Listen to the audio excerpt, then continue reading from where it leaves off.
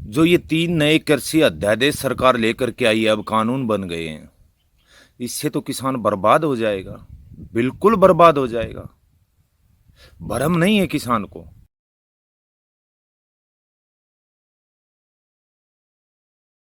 मैं दक्षिणी हरियाणा के जो राजस्थान से सटे रेतीले इलाके से बिलोंग रखता हूँ, और मैं अपनी बागवानी फसलें ज़्यादा लगाता हूँ और अपनी पारंपरिक फसलें जैसे सरसों, गेहूँ, जो ये फसलें भी लगाता हूँ। और मेरे को बागवानी फसलों से संबंधित कई अवार्ड भी मिले हैं, प्रदेश लेवल के और केंद्र लेवल के भी, क्योंकि मैं लेटेस्ट टेक्नोलॉजी अपनी ड्रिप सिस्टम, मिनी स्प्रिंकलर वगैरह से, मल्चिंग वगैरह से टमाटर की, मिर्च की, शिमला मिर्च की और बेल वाली सब्जियों की खेती करता हूँ। तो घर की ज़मीन मात्र 6-7 एकड़ है, बाकी सारी की सारी 80-90 एकड़ लीज पर, ठेके पर लेकर के खेती करता हूँ। और वो सारा टमाटर और ये सब्जी की फसलें अपनी नॉर्थ की जितनी मंडियां हैं, जालंधर है, लुधियाना है, चंडीगढ़ है, दिल्ली की सारी मंडियां हैं, कहीं भी जहां भाव अच्छा दिखाई दे वहीं पर बेचता हूं। जो ये 3 नए कृषि अध्यादेश सरकार लेकर के आई है, अब कानून बन गए हैं। इससे तो किसान बर्बाद हो जाएगा, बिल्कुल बर्बाद हो जाएगा। भरम नहीं है किसान को। और सिर्फ देश का किसान नहीं, पूरा देश बर्बाद हो जाएगा। ये भी भ्रम फैलाया जा रहा है कि सिर्फ किसान के ऊपर असर पड़ेगा। अगर देश के किसान के ऊपर असर पड़ेगा तो पूरी पूरी दुनिया में सिर्फ हिंदुस्तान एक ऐसा देश है जो कृषि पर आधारित है, जिसकी अर्थव्यवस्था, जीडीपी, खेती इस देश की रीढ़ है। अगर किसान टूट गया तो पूरा देश टूट जाएगा। जो लिमिट बनाई थी एपीएमसी एक्ट के तहत, एक कानून बनाया था, वो इसीलिए तो बनाया था कि देश का किसान बचे, इन पूंजीवाद के जो मकड़ जाल है उससे बाहर होकर बचे किसान। जब किसान की फसल आएगी, बाजार उनके पंजे में होगा, भाव गिरा देंगे, और जब वापस बेचेंगे तो कितने 2 गुना, 4 गुना, 5 गुना। कहां रखी है लिमिट? वापस किसान भी 65% उपभोक्ता है देश का। आप सोच के देखो, मेरे यहाँ बाजरा और गेहूं, दोनों फसलें रबी और खरीफ होती हैं। मैं सिर्फ बाजरा और गेहूं ही रख सकता हूं अपने घर में। बाकी का सामान, लहसुन है, प्याज है, आलू है, जो भी चीज़ है मैं बाजार से खरीद के लाता हूं। 2 साल उसको अच्छा लोक लुभावन वो दे करके रेट बर्बाद कर दोगे बिहार की तरह, फिर मंडी हमारा प्लेटफार्म है वो ही बर्बाद हो जाएगा, वहां कोई खरीदार ही नहीं होगा। बाद में ये 2 साल के बाद ये बोलेंगे 2000 का भाव गेहूं का है तो हम तो 1000 में लेंगे, क्योंकि किसान के पास विकल्प नहीं बचेगा। हमारी मंडी भी गई और एमएसपी भी गई। दूसरा ये लेके आए हैं कॉन्ट्रैक्ट फार्मिंग वाला। उसमें क्या होगा किसान का? क्या किसान इतना जानकार है वो कॉन्ट्रैक्ट बेस पर खेती कर लेगा?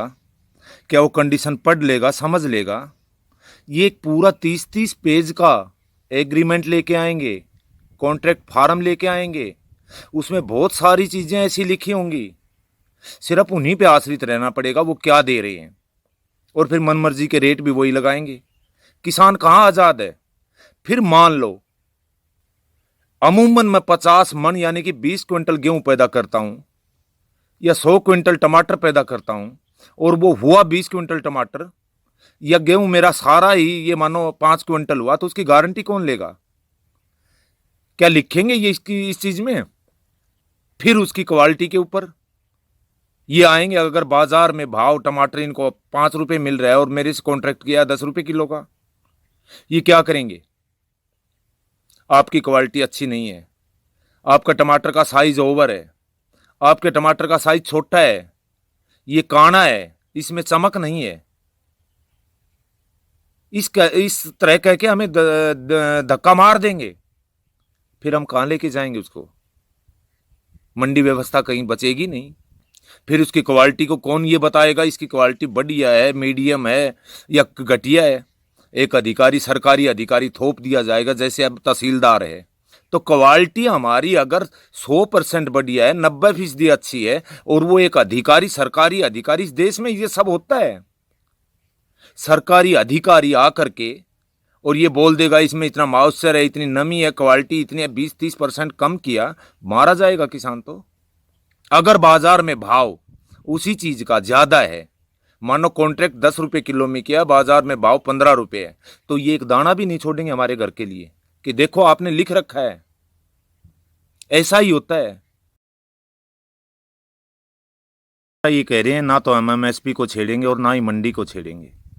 किसकी बातों पर विश्वास करे देश का किसान? उस सरकार के नुमाइंदों की जो क्या कहकर आए थे। कितने बयान ऐसे हैं, हर रैली में उन्होंने चीख चीख के कहा था देश के किसान से कि जिस दिन मोदी जी ने कहा था, जिस दिन दिल्ली की सत्ता संभालूंगा पहली कलम से किसान साथियों तुम्हारा संपूर्ण कर्जा माफ करूंगा। मेरे किसान भाइयों, जिस दिन दिल्ली की गद्दी संभालूंगा 2 करोड़ रोजगार इस देश के किसान और मजदूर के लिए 2 करोड़ रोजगार सालाना पैदा करूंगा। 15 लाख देश के हर किसान के खाते में, हर मजदूर के खाते में, हर देशवासी के खाते में आएंगे। उस प्रधानमंत्री की बात पर विश्वास कर लें कि आप कह रहे हो तो ऐसा ही होगा। कैसे कर ले देश का किसान विश्वास? आपने कहा 2022 में आय दोगुनी कर देंगे किसान की आपके आंकड़े बता रहे हैं कि मात्र 2% किसान की आय में इजाफा हुआ है। हाँ, दूसरी चीज मैं किसान हूं, मैं बता रहा हूं साहब आपको, किसान की आय में इजाफा नहीं हुआ, किसान के फसल की लागत 3 गुना बढ़ गई है। क्यों बहका रहे हो किसान को? खुद मोदी जी कह रहे हैं कि बिहार की तर्ज पर पूरे देश में ये लागू होगा। 2006 में बिहार में लागू हुआ था। क्या हाल है बिहार के किसान का, कभी पता किया है आपने? वहां पे मक्का का एमएसपी कितना, 1750 के आसपास है। क्या भाव बिक्री है? मात्र 700-800 रुपए। वहां पे धान का रेट क्या है? 1800, 1850 एमएसपी है। क्या भाव बिक रहा है? 1000, 900, 1100। क्यों बर्बाद कर रहे हो? आज आपके देश के खुद के आपके बड़ी बड़ी एजेंसियां बता रही हैं कि इस कोरोना महामारी के दौर में सिर्फ एक एग्रीकल्चर सेक्टर ऐसा था जिसने इस देश को जिंदा रखा, ऑक्सीजन दी, सांस दी इस देश को। सिर्फ एक सेक्टर, खेती सेक्टर ऐसा था जिसने 3.5% ग्रोथ के साथ इस देश को बचाए रखा। नहीं तो ये जो -24% माइनस जीडीपी है देश की, वो 40% होती साहब। बहुत कुछ दिया है इस किसान ने देश को, बहुत कुछ दिया है। क्यों बर्बाद कर रहे हो इस किसान को?